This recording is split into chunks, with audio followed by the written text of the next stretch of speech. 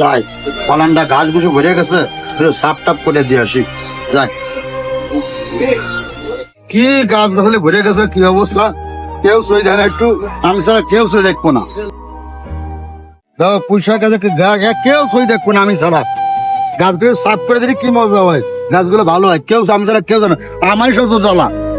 আরে অবস্থা গাছের ধরে আসবে, কেউ সাফ করে না। আরে আল্লাহ, এই গাছের গোড়াটা কি অবস্থা, এটা সাফ করে দিলে কি হবে, দেখো দিন একটু সাফ।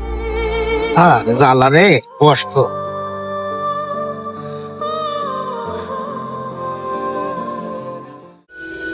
ভাইরা সবাই বাড়িতে যাই, বাড়ি যাই, বাড়ি ঘর সাফ করে ঢাকার থেকে আইবো, শরীরটা বেশি ভালো না। আল্লাহ,